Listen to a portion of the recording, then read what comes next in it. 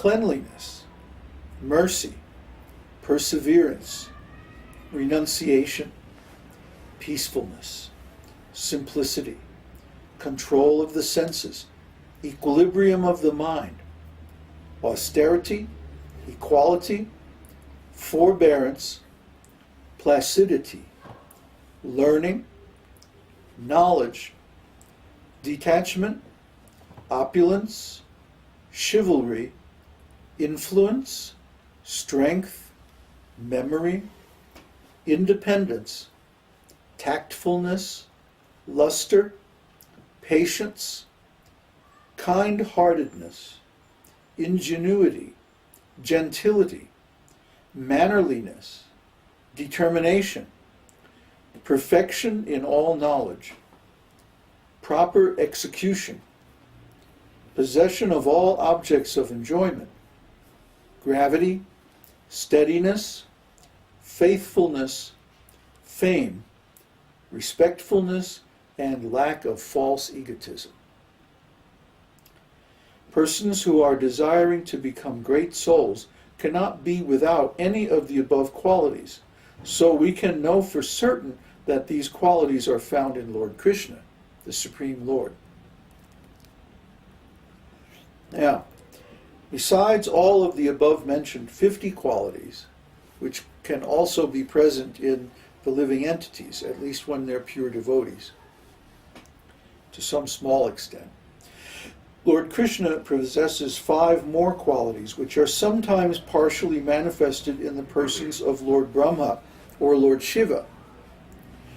These transcendental qualities are as follows: 51, changeless; 52, all cognizant; 53, ever fresh; 54, Satchid Ananda, possessing an eternal blissful body; and 55, possessing all mystic perfections. Kṛṣṇa also possesses 5 other qualities, which are manifest in the body of Narayana, and they are listed as follows. 56, he has inconceivable potency. 57, uncountable universes generate from his body. 58, he is the original source of all incarnations. 59, he is the giver of salvation to the enemies whom he kills. And 60, he is the attractor of liberated souls. All these transcendental qualities are manifest wonderfully in the personal feature of Lord Narayan. Besides these 60 transcendental qualities, Kṛṣṇa has 4 more, which are not manifest even in the Narayan form of Godhead. What to speak of the demigods or living entities? They are as follows. 61. He is the performer of wonderful varieties of pastimes, especially his childhood pastimes. 62. He is surrounded by devotees endowed with a wonderful love of Godhead. 63. He can attract all living entities all over the universes by playing on his flute. And 64. He has a wonderful super excellence of beauty which cannot be rivaled anywhere in the creation.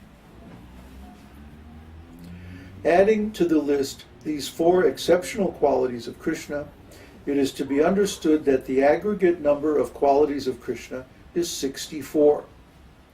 Śrīla Rūpa Gosvāmī has attempted to give evidences from various scriptures about all 64 qualities present in the person of the Supreme Lord.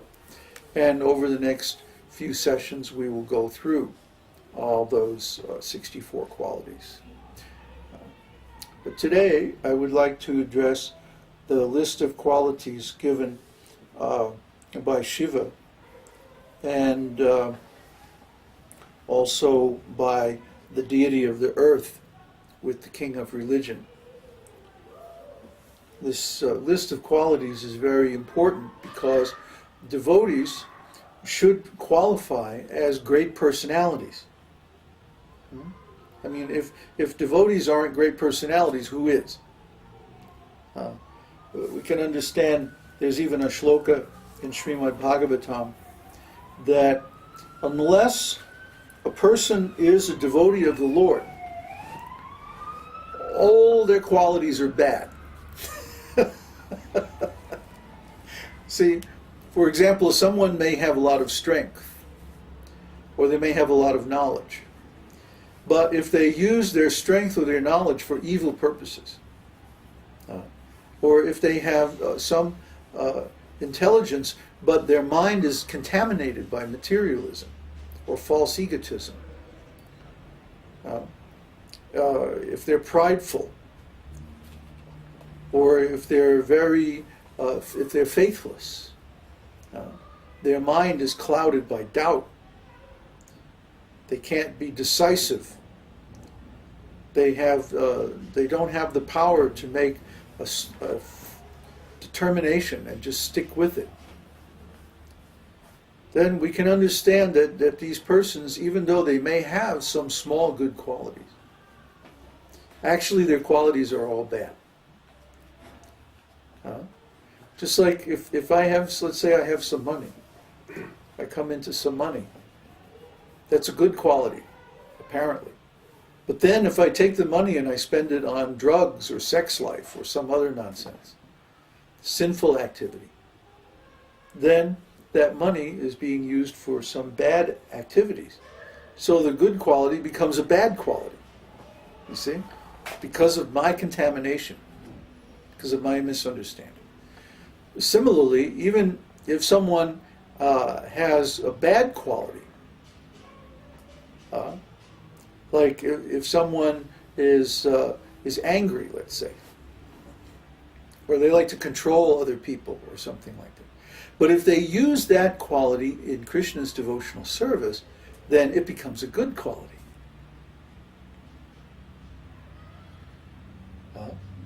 Like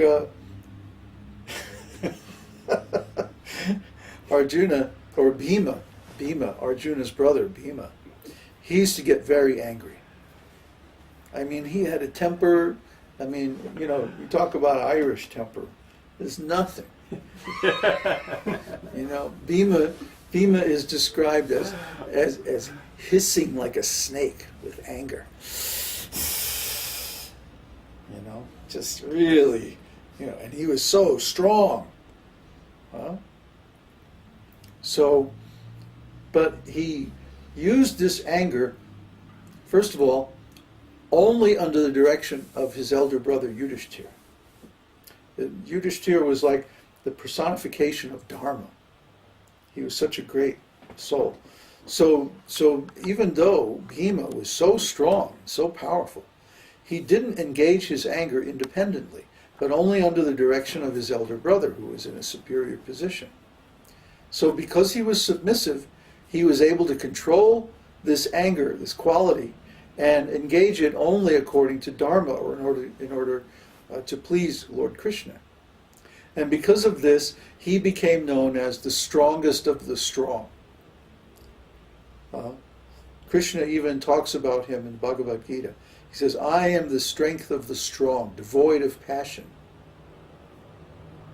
See, he's talking about Bhima.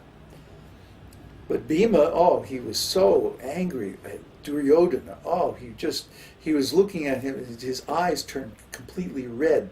They're described, they were like copper. His eyes were he was like ready to burn Duryodhana to the ground for trying to disrobe Draupadi in the assembly of the Kurus. I mean, so this normally would be considered a bad quality.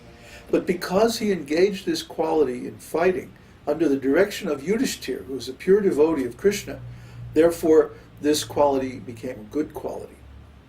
And now he's known, his fame is immortal, because he's described in Mahabharata as such a great hero.